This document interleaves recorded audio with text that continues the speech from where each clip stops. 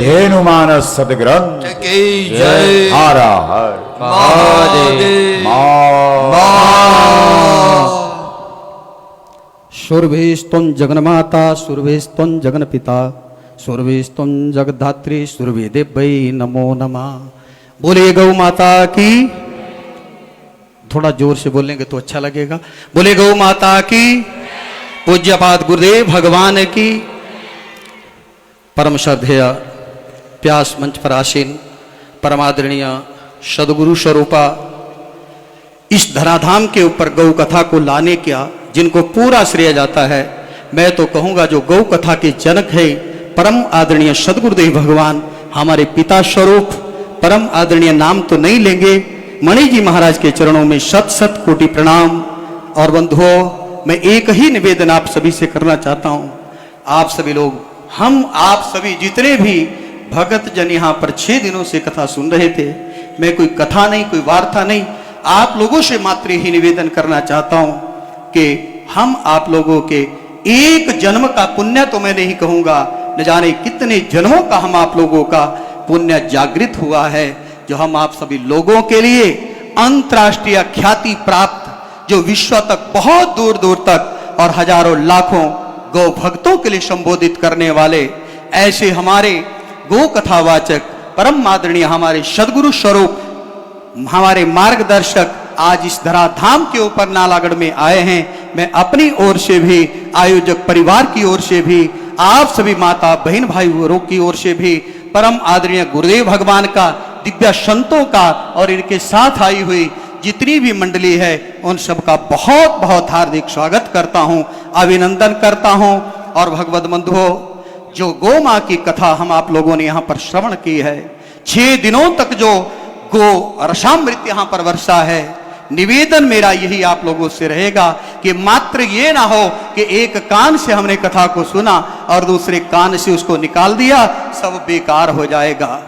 इसलिए कथा का मतलब यही है, कम प्रेम स्थापयति इति कथा, मतलब सीधा सा है जो हम आप लोगों का प्रेम संबंध स्थापित कर दे। यहाँ पर मेरी गौ माँ की कथा हो रही है तो कहने का भाव ये है हम आप लोगों का कि गौ माँ के प्रति हमारा प्रेम हो, प्यार हो और हम आप सभी लोग गौ माँ की सेवा का प्रण लें। मैं यही आप सबों से निवेदन करूंगा। क्यों, अक्सर होता ही है, लोग क्या कहते हैं, हम कथा सुनने गए महाराज, बड़ा आनंद आया, नाच लिए गाली, वो अलग बात है, अच्छी बात है, लेकिन कथा जो है और यहाँ पर जो गुरुदेव भगवान ने कथा की है, एक एक शब्द को कितनी बारीकी से हम आप लोगों को समझाया। यदि हम यहाँ पर कथा के लिए आए और जो मुझे एक पोस्ट मिला कि गुरुदेव का यहाँ आगमन हुआ, आना तो पूरे 7 ही गुरुदेव के चरणों में था, लेकिन अब घर गृहस्थ के चक्रों में फंसे हैं, जिजमान सेवा में फंसे हैं, कहीं ना कहीं फंसी जाते हैं, नहीं आ पाए क्योंकि इतना भाग्य भी हमारा नहीं है। हमने तीसरे दिन भी हाजिरी लगाई थी और आज भी ये सौभाग्य मिला।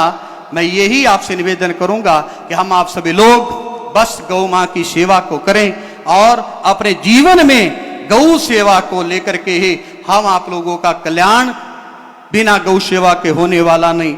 हम आप लोगों के सनातन धर्म में आप सभी लोग जानते हैं कि 16 संस्कार हैं, कितने, लेकिन एक भी संस्कार मेरे भाई बहन ऐसा नहीं है जो बिना गौ मां के पूर्ण होने वाला है।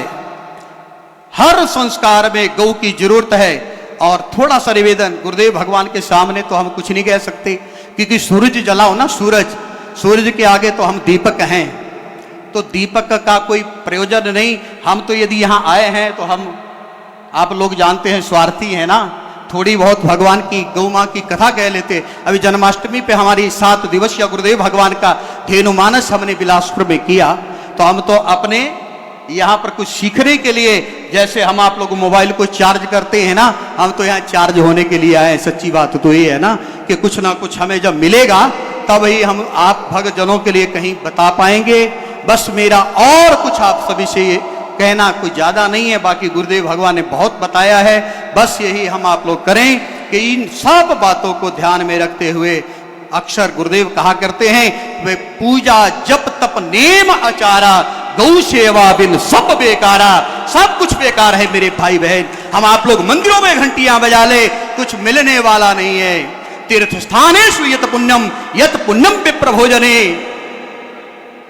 जितना पुण्य हम आप लोगों को 4 धाम तीर्थ यात्रा करने से प्राप्त होता है, जो पुण्य हम आप लोगों के लिए आजकल श्राद्धों का टाइम चला हुआ है, ब्राह्मणों को भोजन करने से मिलता है, वही हम आप लोगों के पुण्य प्राप्त जो है शास्त्र कहते हैं वही पुण्य केवल और केवल गौ माता के दर्शन मात्र से प्राप्त हो जाता है। दर्शन मात्र से आप लोग विचार कर लेना मेरे भाई बहन, जिस गौ मां की सेवा और करने से कितना पुण्य मिलेगा तो अलग बात है, लेकिन गौ का हम आप लोग दर्शन भी करते हैं तो वही पुण्य हम आप लोगों को प्राप्त होने वाला है।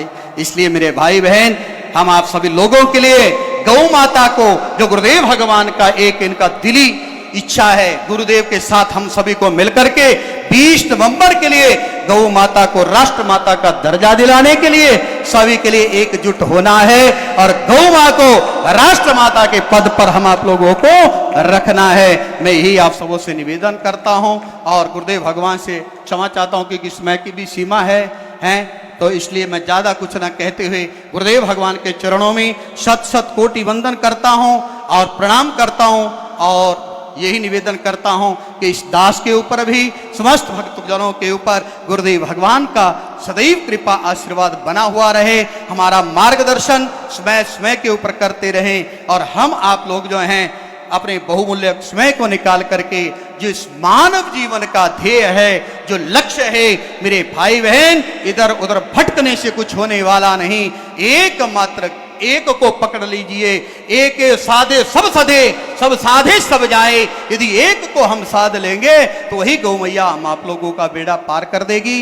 गौ माता धार्मिक दृष्टि से भी, सामाजिक दृष्टि से भी, वैज्ञानिक दृष्टि से भी हम आप लोगों के लिए किस तरह से पूजनीय है, विस्तार से गुरुदेव भगवान ने इन चर्चाओं को किया है। तो मैं ज़्यादा कुछ ना कहते हुए गुरुदेव भगवान के चरणों में प्रणाम करता हूँ, संतों के चरणों में प्रणाम करता हूँ और आशीर्वाद चाहता हूँ कि इस दास को सदैव आशीर्वाद प्राप्त होता रहे और हम भी गौ माँ की कथाओं को समस्त भक्तों के लिए समाज में जा करके सुनाते रहें। और आप सबों का बहुत बहुत आभार है, मंगल है। अंत में ही आज जुड़ के निवेदन है कि जो गुरुदेव भगवान की वाणी है वो व्यर्थ ना जाए। जैसे गुरुदेव भगवान ने कथा में भी कहा कि कल हमें पता लगे कि हमने कुछ कथा कही और आप लोगों के हमारे कुछ समझ में आई है तो यथार्थ में जीवन में उतरे, वही आनंद है।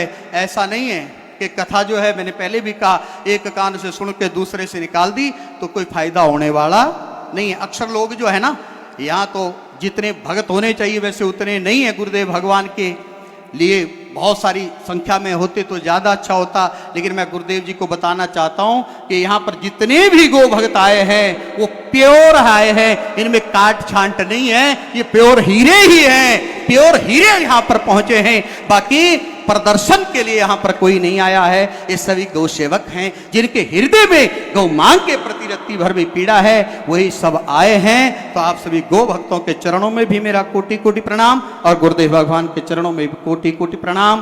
बोलिए गौ माता की, जोर से बोलो मां, जोर से बोलो मां। बस इस मां को नहीं भूलना, बाकी सब कुछ भूल जाए। बोलो गौ माता की।